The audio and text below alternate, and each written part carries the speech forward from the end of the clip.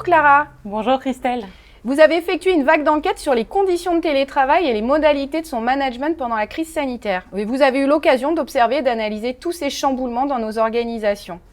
On a entendu à plusieurs reprises que le télétravail était une pratique efficace et profitable aux entreprises. Mais alors, pourquoi certaines organisations se disent encore réfractaires alors même que la majorité de leurs salariés veulent continuer à télétravailler régulièrement depuis chez eux?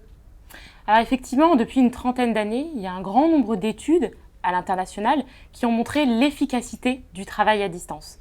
Mais pour autant, en France notamment, les dirigeants et les managers ont un petit peu de culture, étaient réfractaires au développement du télétravail.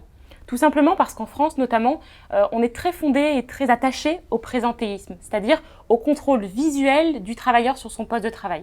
En fait, le temps qu'il passe devant son poste de travail sur site, eh bien, dans la culture de travail française, eh bien, ça montre l'investissement qu'il a pour son entreprise. Et donc, du coup, c'est un mode de pensée qui n'est pas compatible avec un mode d'organisation aussi flexible que le travail à distance. Et c'est la raison pour laquelle, eh bien, les entreprises françaises ne l'ont que très peu développé jusqu'à présent, puisque ça les aurait obligées à passer à une logique de performance qui est un peu plus anglo-saxonne. D'accord. Et selon vous, concrètement, qu'est-ce qui a freiné les entreprises françaises à développer davantage le télétravail? Alors, je pense qu'il y a deux niveaux, on va dire, d'explication. Le premier, c'est justement, à travers cette culture assez française basée sur le présentéisme, toutes les valeurs et les attentes qu'on a trait au travail derrière et à l'investissement du collaborateur ne sont pas en phase avec ce mode d'organisation.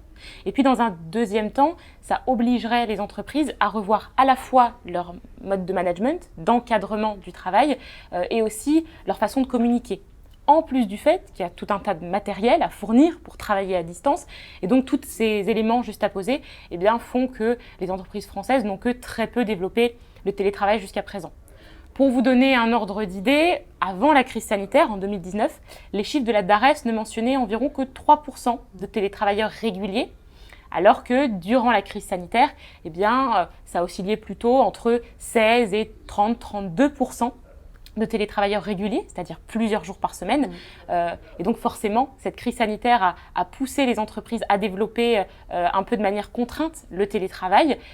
Et lorsque nous avons, nous, analysé la manière dont ils ont travaillé à distance, on les a interrogés sur leur efficacité et on s'est rendu compte que ce soit pendant le premier confinement ou pendant le reconfinement de l'hiver, qu'ils mentionnaient plus de 50% d'entre eux, comme vous le voyez à l'écran sur le schéma, se disent plus efficaces en télétravail qu'ils ne l'étaient auparavant et moins de 8% se disent moins efficaces, ce qui nous prouve donc que le télétravail est effectivement un mode d'organisation qui favorise la performance. Et justement, qu'est-ce qui fait du télétravail un mode d'organisation efficace? Alors c'est un phénomène qui regroupe deux composantes.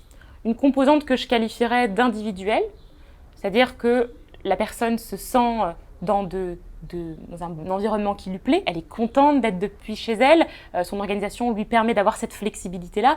Donc, comme elle est ravie de ce mode d'organisation, eh bien, elle va s'investir pour son entreprise puisqu'elle se sent bien et donc elle va faire en sorte d'être performante.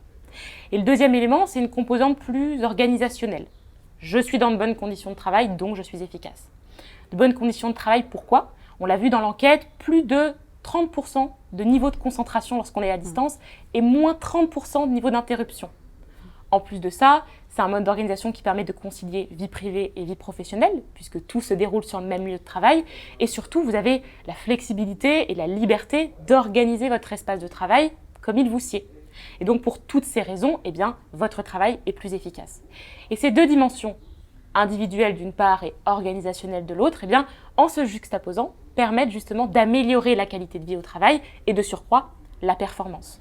Et ça, les organisations l'ont bien compris, puisque malgré le fait qu'elles aient été réfractaires pendant de nombreuses années, aujourd'hui, vous voyez se multiplier les accords d'entreprise qui permettent de faire 1, 2 à 3 journées de télétravail par semaine. Et donc, ça nous laisse à penser que le monde du travail de demain n'aura plus grand-chose à voir avec celui que nous avons connu avant la crise sanitaire. Merci Clara. Merci à vous, Christelle.